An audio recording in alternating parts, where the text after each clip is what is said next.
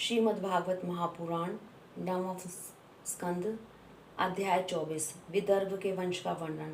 श्री सुखदेव जी कहते हैं, परीक्षित, राजा विदर्भ की भोज्या नामक पत्नी से 3 पुत्र हुए, कुश, क्रद और रोमपाद। रोमपाद विदर्भ वंश में बहुत ही श्रेष्ठ पुरुष हुए। रोमपाद का पुत्र था प्रभु, प्रभु का कृति, कृति का उशिक और उशिक का चेदी। राजन, इस चेदी के वंश में ही दमघोष और शिशुपाल आदि हुए। क्रत का पुत्र हुआ कुंती, कुंती का दृष्टि, दृष्टि का निवृत्ति, निवृत्ति का दर्शाहा और दर्शाहा का व्योम, व्योम का जीमूत, जीमूत का विकृति, विकृति का भीमरथ, भीमरथ का नवरथ, नवरथ का दशरथ हुआ। दशरथ से शकुनी, शकुनी से करम्भी, करम्भी से देवरात, देवरात से देवशत्र, देवशत्र से मधु, मधु से कुरुवश और कुरुवश से अनु हुए। अनु से पुरुहोत्र, पुरुहोत्र से आयु और आयु से सातवत का जन्म हुआ। परीक्षित, सातवत के 7 पुत्र हुए, भजमान, भजी, दिव्य, वृष्णि, देवावृद, अंधक और महाभोज। भजमान की 2 पत्नियां थी, 1 से 3 पुत्र हुए, निम्लोची, किंकिण और दृष्टि। दूसरी पत्नी से भी 3 पुत्र हुए, शताजित, सहस्त्राजित और अयुताजित। देवावृद के पुत्र का नाम था प्रभु। देवावृद और प्रभु के संबंध में यह बात कही जाती है, हमने दूर से जैसा सुन रखा था, अब वैसा ही निकट से भी देखते भी हैं। बभ्रू मनुष्यों में श्रेष्ठ हैं और देवावृद देवताओं के समान हैं। इसका कारण यह है कि प्रभु और देवावृद से उपदेश लेकर 14,065 मनुष्य परम पद को प्राप्त कर चुके हैं। सातवत के पुत्रों में महाभोज भी बड़ा धर्मात्मा था, उसी के वंश में भोजवंशी यादव हुए। परीक्षित, विष्णु के 2 पुत्र हुए, सुमित्र और युधाजित। युधाजित के शिनी और अनमित्र ये 2 पुत्र थे। अनमित्र से निम्न का जन्म हुआ। सत्राजित और प्रसेन नाम से प्रसिद्ध यदुवंशी निम्न के ही पुत्र थे। अनमित्र का एक और पुत्र था जिसका नाम था शिनी। शिनी से ही सत्यक का जन्म हुआ। इसी सत्यक के पुत्र युयुधान थे जो सात्यकी के नाम से प्रसिद्ध हुए। सात्यकी का जय, जय का कुणी, कुणी का पुत्र युगंधर हुआ। अनमित्र के तीसरे पुत्र का नाम था विष्णु था। विष्णु के 2 पुत्र हुए, शवफल्क और चित्ररथ। शवफल की पत्नी का नाम था गांधिनी। उनसे सबसे श्रेष्ठ अक्रूर के अतिरिक्त 12 पुत्र उत्पन्न हुए। आसंग, सारमे, मृदुर, मृदुविद, गिरी, धर्मवृद, सुकर्मा, क्षेत्रोपेक्ष, अरिमर्दन, शत्रुघ्न, गंधमादन और प्रतिबाहु। इनमें एक बहन भी थी जिसका नाम था सुचिरा। अक्रूर के 2 पुत्र थे, देववान और उपदेव। शवफलक के भाई चित्ररथ के पृथु, विदुरथ आदि बहुत से पुत्र हुए जो वृष्णि वंशियों में श्रेष्ठ माने जाते थे। सातवत के पुत्र अंधक के 4 पुत्र हुए, कुकुर, भजमान, शुचि और कंबल बहिर। उनमें कुकुर का पुत्र वहनी, वहनी का विलोमा, विलोमा का कपोतरोमा और कपोतरोमा का अनु हुआ। तुम्बुरु गंधर्व के साथ अनु की बड़ी मित्रता थी। अनु का पुत्र अंधक, अंधक का दुदुम्बी, दुदुम्बी का अरिधोत, अरिधोत का पुनर्वसु और पुनर्वसु के आहुक नाम का एक पुत्र तथा आहु की नाम की एक कन्या हुई। आहु के 2 पुत्र हुए, देवक और उग्रसेन।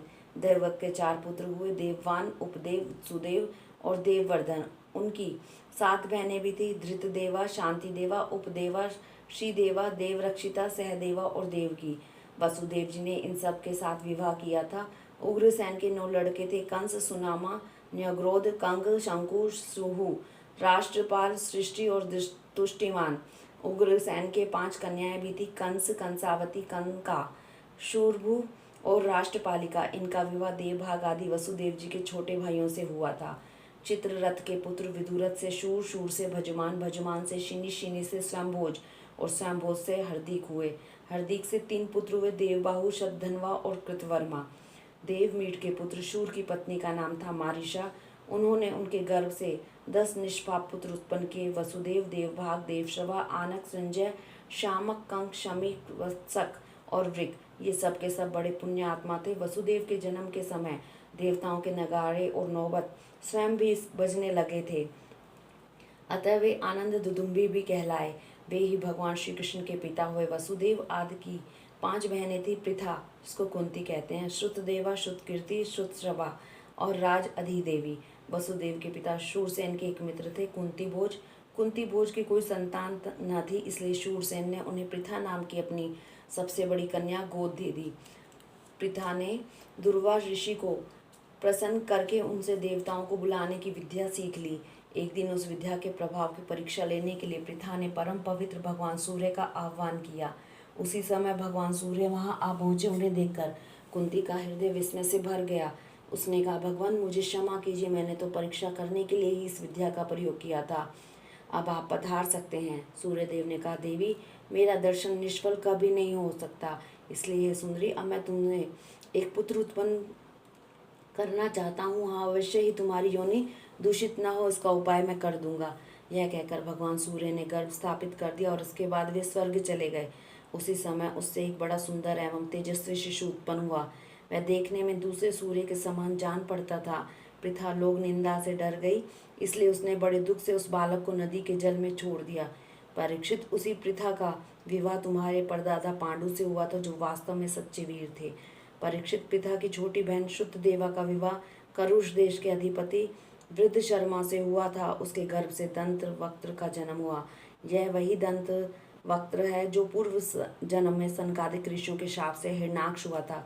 केकय देश के राजा धृष्टकेतु ने शुद्ध कीर्ति से विवाह किया था। उससे संत दर्दन आदि 5 केकय राजकुमार हुए। राजा अधिदेवी का विवाह जयसेन से हुआ। उनके 2 पुत्र हुए, विंद और अनुविंद।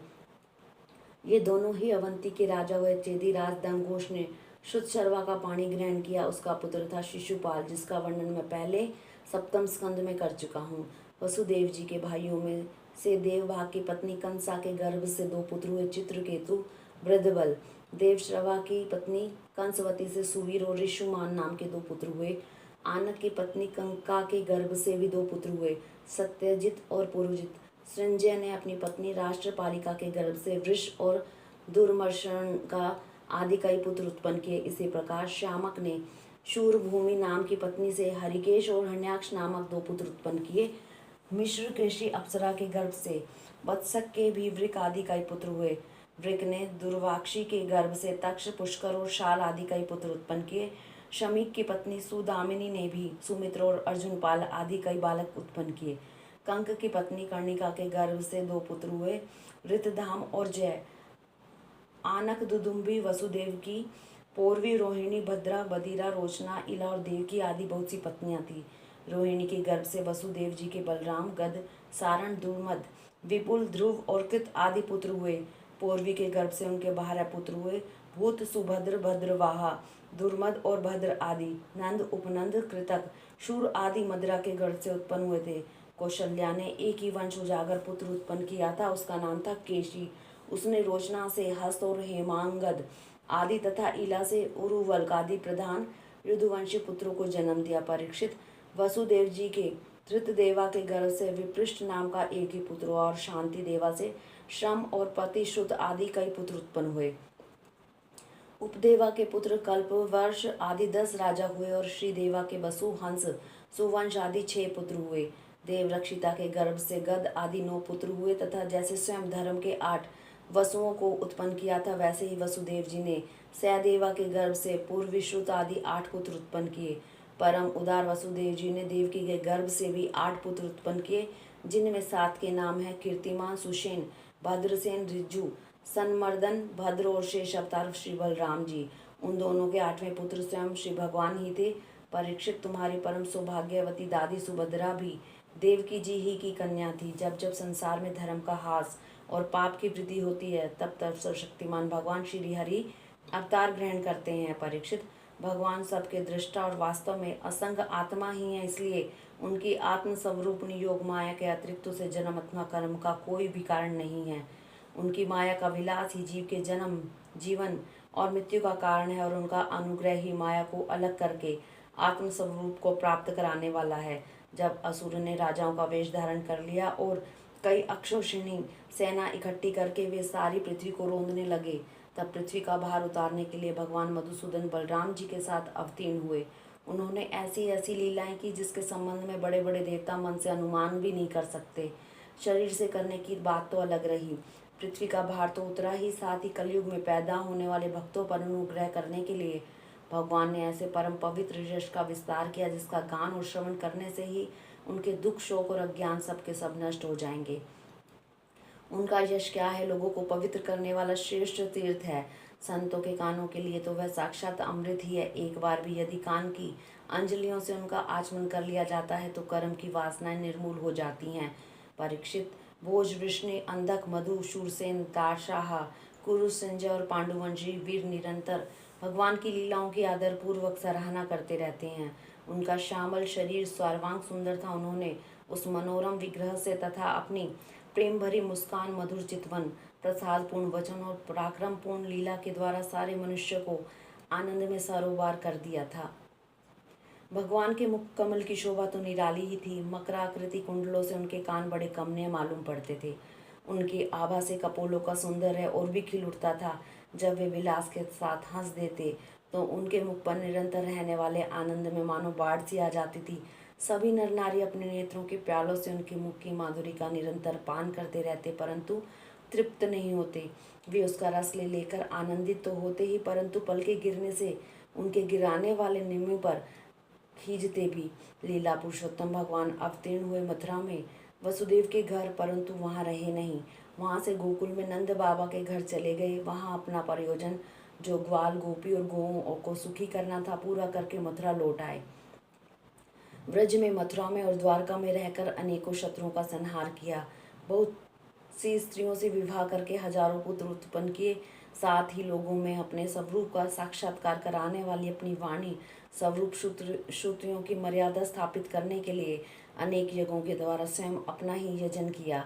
कौरव और पांडवों के बीच उत्पन्न हुए आपस के कलह से उन्होंने पृथ्वी का बहुत सा भार हल्का कर दिया तथा युद्ध में अपनी दृष्टि से ही राजाओं की बहुत सी अक्षौहिणियों को ध्वंस करके संसार में अर्जुन का जीत का डंका पिटवा दिया। फिर उद्धव को आत्म तत्व का उपदेश किया और उसके बाद वे अपने परम धाम को सिधार गए।